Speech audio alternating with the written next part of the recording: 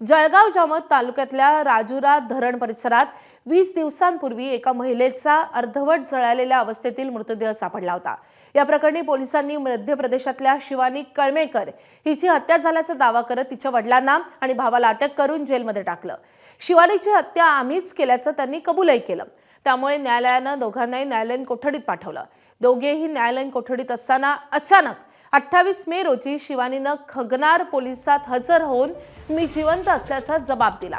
या प्रकरणी आता तिचा भाऊ आणि वडिलांना कोर्टानं दोषमुक्त केलंय।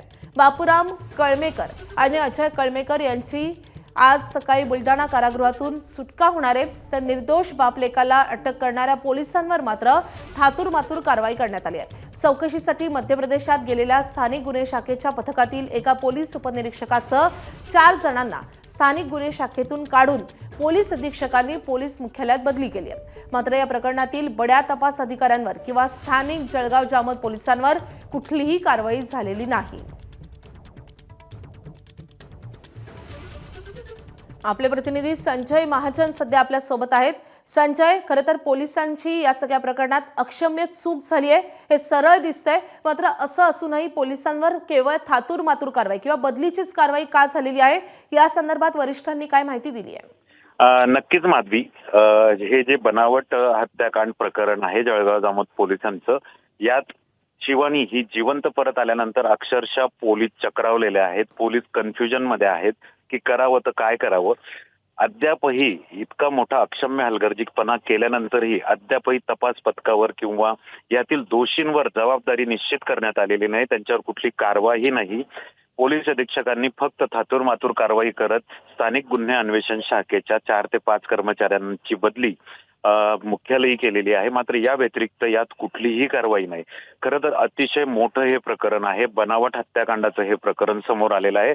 मात्र यात अद्यापही वरिष्ठ कुठलाही अधिकारी यात बोलण्यास तयार नाहीये आणि यामुळे काहीतरी शंका उपस्थित होतात, प्रश्न उपस्थित होतात की पोलिसांनी जो काही अर्धवट मृतदेह जळालेल्या अवस्थेत सापडला होता, कदाचित त्या प्रकरणात कुठलं तथ्य समोर येऊ नये म्हणून तर शिवानी हत्याकांड तयार केलं नाही, असे अनेक प्रश्न उपस्थित होतात। यावर उत्तर देण्यासाठी कुठलाही वरिष्ठ अधिकारी समोर येत नाहीये, यामुळे अजून शंका वाढत जात आहे।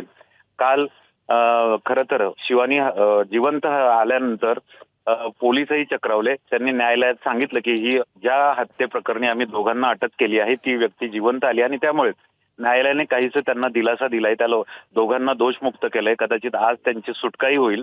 मात्र अद्यापही यातील जे काही दोषी अधिकारी किंवा तपास अधिकारी आहेत यांच्यावर कुठलीही कारवाई पोलिसांनी किंवा पोलीस अधीक्षकांनी किंवा गृह खात्याने अद्याप केलेली नाही। माधवी, या संदर्भात संजय तुमच्याकडून अपडेट जाणून घेत राहू। सध्या धन्यवाद या सगळ्या सविस्तर माहितीसाठी।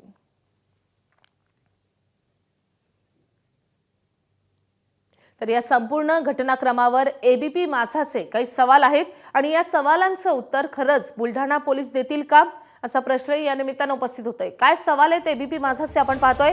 पहिला महत्त्वाचा प्रश्न, सबळ पुरावा नसताना आदिवासी पितापुत्रांना अटक कशी केली?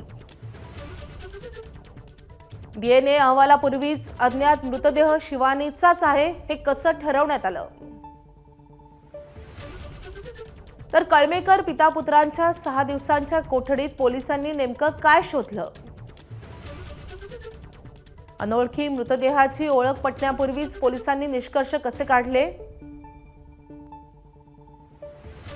आणि अज्ञात मृतदेहाचं प्रकरण दडपण्यासाठी शिवानीचं बनावट हत्याकांड घडवण्यात आलं का, हा देखील एक महत्त्वाचा सवाल आहे। शिवानी समजून दफन केलेला अनोळखी मृतदेह कोणाचा, या प्रश्नाचं उत्तरही अनुत्तरित आहे।